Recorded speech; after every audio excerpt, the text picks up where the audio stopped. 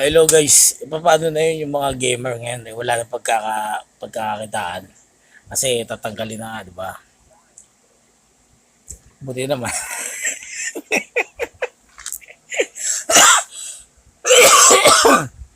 Alam nyo ko ako sa inyo, i-promote nyo yung mga pambansang laro. Katulad ng sungka, di ba? Magpustaan kayo. Kaya lang kali-kali lang, di ba? Yan ang tunay o kaya sipa. O di ba? Yan ang tunay, sipa takraw. At least, gusto nyo volleyball. Gano'n. Ako magaling ako volleyball. Toast.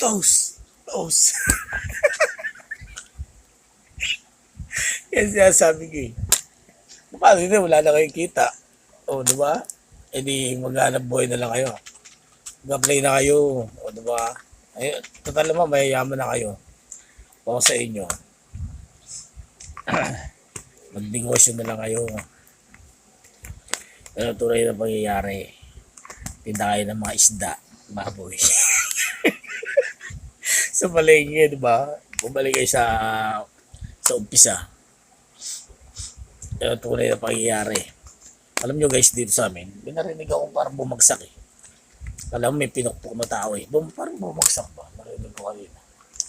Dito mga tolonggis talaga eh. Pag meron talaga ako na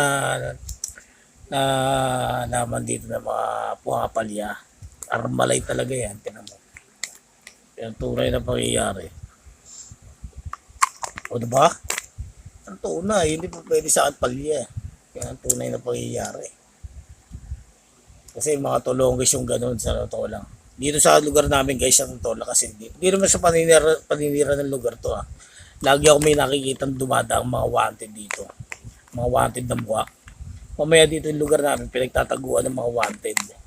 Akala nila yung mga tao rito hindi marunong manood ng TV. O diba? Hindi sila nakikita, ganun.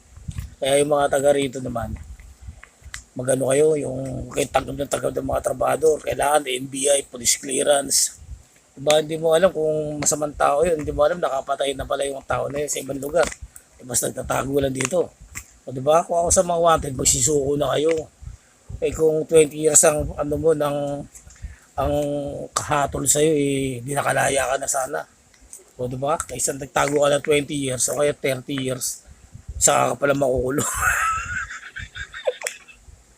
O diba mga tulunggis eh no? Kala nila eh.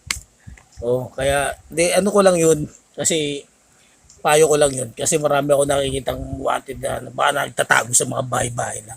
O diba? Kailangan ison.